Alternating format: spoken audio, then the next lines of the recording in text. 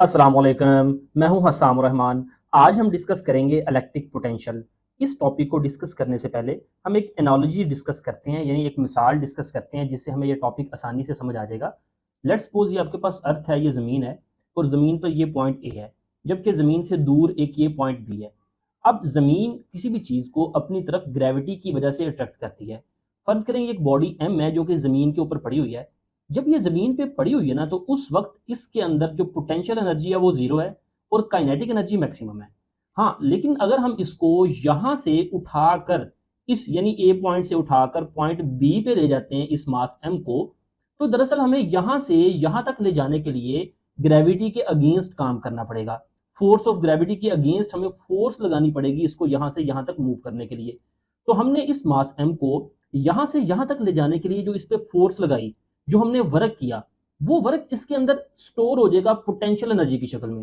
यानी जैसे जैसे हम इसको ऊपर लेके जाते जाएंगे, हमने जो इस पे काम किया वो इसमें स्टोर हो जाएगा पोटेंशियल एनर्जी की शक्ल में, और यहाँ पे इसकी काइनेटिक एनर्जी मिनिमम होगी। वो कैसे पोटेंशियल एनर्जी में इजाफा हुआ? जो हमने इस पे वर्क किया, जो फोर्स लगाई ग्रेविटी के अगेंस्ट। तो अब अगर इसको यहां से अब छोड़ेंगे, तो ये खुद ब खुद इस तरफ जमीन की तरफ मूव करेगा ग्रेविटी की वजह से, और उसमें जो स्टोर्ड पोटेंशियल एनर्जी है वो किस में कन्वर्ट हो जाएगी? काइनेटिक एनर्जी में। बिल्कुल इसी तरह लेट्स सपोज मेरे पास ये पेंसिल है, ये पेंसिल जमीन पर पड़ी हुई है ना, तो इसके अंदर पोटेंशियल एनर्जी 0 है।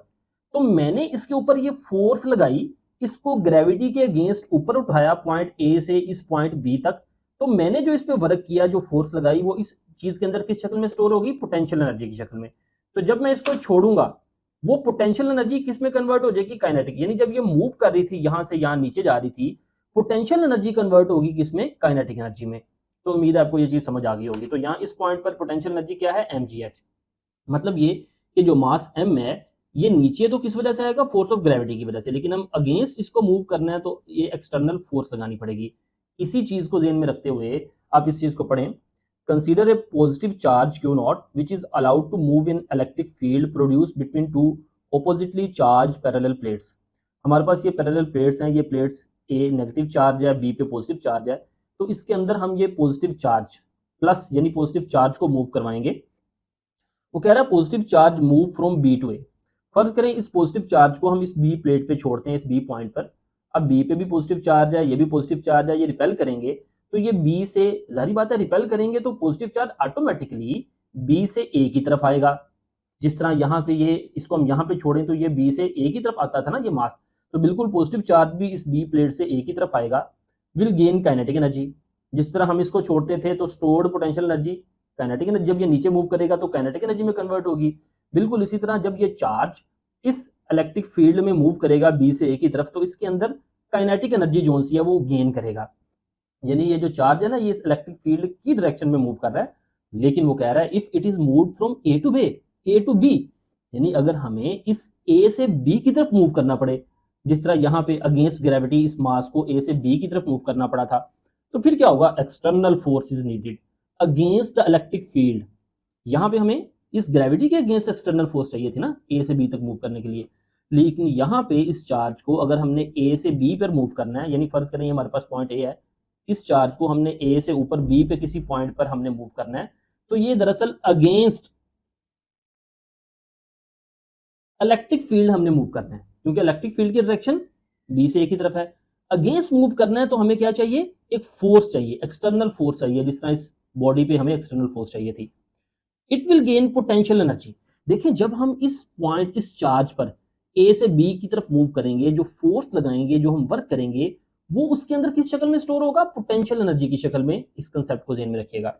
Late us impose a condition. हम एक कंडीशन इंपोज करते हैं। A charge move from A to B, यानी चार्ज ए से बी की तरफ मूव करता है। It is move keeping the electrostatic equilibrium, यानी इलेक्ट्रोस्टैटिक, याद रहे ये जो हम मूव कर रहे हैं ना इक्विलिब्रियम है। It moves with a uniform velocity, यानी हम इस चार्ज को ए से बी की तरफ एक यूनिफॉर्म वेलोसिटी से मूव करेंगे। यानी हम इस चार्ज पे फोर्स लगा रहे हैं अगेंस्ट द इलेक्ट्रिक फील्ड के अगेंस्ट हम फोर्स लगा रहे हैं, ये फोर्स लग रही है। This condition achieved by applying a force F, यानी हम इस पे एक फोर्स एफ लगा रहे हैं, equal and opposite to q E. यानी वो जो फोर्स इस पे लग रही है ना, वो इस इलेक्ट्रिक पोटेंशियल की डिफरेंस के इक्वल है लेकिन ऑपोजिट है। यानी इलेक्ट्रिक पोटेंशियल, इलेक्ट्रिक फील्ड इस तरफ है ना, इलेक्ट्रिक फील्ड के इक्वल है लेकिन ऑपोजिट है, जिसकी वजह से हम चार्ज को ऊपर मूव कर रहे हैं। At every point along its path, यानी वो हर जगह पे इस पे जो फोर्स है वो इक्वल और ऑपोजिट है। The work done by the electric force, यानी ये जो इलेक्ट्रिक फोर्स इसको ऊपर लेके जा रही है, जो इलेक्ट्रिक फोर्स काम कर रही है, the work done by the electric force against electric field, यानी इलेक्ट्रिक फील्ड के अगेंस्ट जो वर्क कर रही है इलेक्ट्रिक फोर्स, वो क्या कर रही है, increase electrical potential energy of the charge. उससे क्या होगा, उस चार्ज की इलेक्ट्रिक पोटेंशियल एनर्जी में इजाफा होगा। बिल्कुल इसी तरह, जिस तरह याद रखें हमने इसको यहां से यहां पर मूव किया था, तो हमने जो इस पर फोर्स लगाई थी, उस फोर्स की वजह से जो जैसे जैसे ऊपर लेके जाएंगे उसकी पोटेंशियल एनर्जी बढ़ेगी। बिल्कुल इसी तरह इस चार्ज को इलेक्ट्रिक फील्ड में जैसे जैसे हम ऑपोजिट मूव करेंगे इलेक्ट्रिक फील्ड के अगेंस्ट, तो हमारा जो वो जो फोर्स वर्क कर रही है उसकी वजह से उस चार्ज की पोटेंशियल एनर्जी में, यानी इलेक्ट्रिकल पोटेंशियल एनर्जी में इजाफा होगा। नेक्स्ट वो कह रहा है, let's suppose W A B is work done by the force in carrying q not from A to B, यानी इस क्यू नॉट को ए से बी तक उठाने के लिए जो फोर्स वर्क कर रही है ना, उसको हम कहते हैं डब्ल्यू ए बी। उस वर्क को क्या कहते हैं, डब्ल्यू ए बी। तो अब उस वर्क की वजह से the change in potential energy, यानी उस चार्ज की जो पोटेंशियल एनर्जी में चेंज आएगा, delta U equal to W A B, ये है चेंज इन पोटेंशियल एनर्जी। यानी उसकी जो पोटेंशियल एनर्जी में चेंज आया वो किसके बराबर है, जो अपने वर्क किया, जो उस फोर्स ने वर्क किया उसको ए से बी तक उठाने के लिए। तो चेंज इन पोटेंशियल एनर्जी को हम कहेंगे you B minus U A. यानी जब वो यहां पे था तो उसकी पोटेंशियल एनर्जी क्या थी, यू ए, याद रहे वो पोटेंशियल एनर्जी जीरो थी। जब वो यहां पे आ गया तो पोटेंशियल एनर्जी क्या होगी, यू बी। तो you B minus U A, ये क्या आ जाएगा, चेंज इन पोटेंशियल एनर्जी, जो कि बराबर है उस वर्क के। वो यू ए कह रहा है पोटेंशियल एनर्जी पॉइंट ए पे और U B potential energy point B पे। To describe the electric field वो इंट्रोड्यूस, ये तो हमने देख लिया जो पोटेंशियल एनर्जी में तब्दीली आई है। तो अब वो कह रहा है कि इलेक्ट्रिक फील्ड को डिस्क्राइब करने के लिए वो introduce idea of electric potential difference. हम इलेक्ट्रिक पोटेंशियल डिफरेंस का आइडिया देखते हैं। वो कह रहा है work done in carrying a unit positive charge from A to B, यानी इस चार्ज को ए से बी तक ले जाने के लिए जो वर्क हुआ है, ठीक है, keeping the charge in equilibrium, और उसमें चार्ज इक्विलिब्रियम पे था, इज कॉल्ड पोटेंशियल डिफरेंस, उसको हम पोटेंशियल डिफरेंस कहेंगे। यानी इस चार्ज को ए से बी तक ले जाने के लिए इस इलेक्ट्रिक फील्ड के अंदर, यानी इस इलेक्ट्रिक फील्ड के अंदर चार्ज को ए से बी तक ले जाने के लिए जो वर्क हुआ है उसको हम कहेंगे पोटेंशियल डिफरेंस। तो लिहाजा डेल्टा वी, यानी ये पोटेंशियल डिफरेंस है, ये किसके बराबर है, डब्ल्यू ओवर क्यू, यानी उस चार्ज पे जो वर्क हुआ है।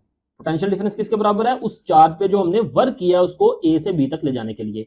तो delta V equal to W over q, A B से मुराद है जो वर्क हुआ है ए से बी तक ले जाने के लिए। और ये जो चेंज इन पोटेंशियल डिफरेंस है इसको हम कैसे मालूम करेंगे, V B minus V A, यानी जब यहाँ पे है वी ए से मुराद है पोटेंशियल डिफरेंस जब वो चार्ज यहाँ पे है ए पॉइंट पर, और वी बी जब वो चार्ज यहाँ पे आ गया, ये पोटेंशियल डिफरेंस है, यानी यहाँ पे आ गया या हम इसको ऊपर जितना भी जिस पॉइंट पर हम इसको ले गए। और हमें पता है वर्क जो सा है वो बराबर है पोटेंशियल एनर्जी के, इसको हम इलेक्ट्रिकल पोटेंशियल एनर्जी कहते हैं। वर्क किसके बराबर है, चेंज इन पोटेंशियल एनर्जी।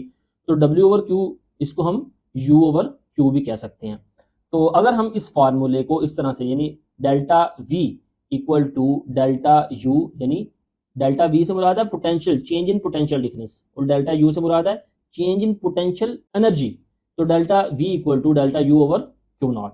अब वो कह रहा है electric potential energy and electric potential difference can be relate as, potential energy जो हमने यहाँ पे देखी, पोटेंशियल डिफरेंस जो है, इनको रिलेट कैसे कर सकते हैं, यही फार्मूले के जरिए, यानी इसी फार्मूले के जरिए रिलेट कर सकते हैं। डेल्टा यू यानी change in electric potential energy equal to charge into delta V, delta V यानी चेंज इन इलेक्ट्रिकल पोटेंशियल। तो ये किसके बराबर है, हाँ, ये हम पहले देख चुके हैं कि इलेक्ट्रिकल पोटेंशियल एनर्जी बराबर है वर्क के, यानी जो आपने वर्क किया उसको ए से बी तक ले जाने के लिए। Thus the potential difference between two points can be define as, यानी इन दो पॉइंट्स ए और बी के दरमियान पोटेंशियल डिफरेंस को डिफाइन कर सकते हैं हम, the difference of potential energy per unit charge, यानी पोटेंशियल डिफरेंस क्या है, difference in potential energy per unit charge.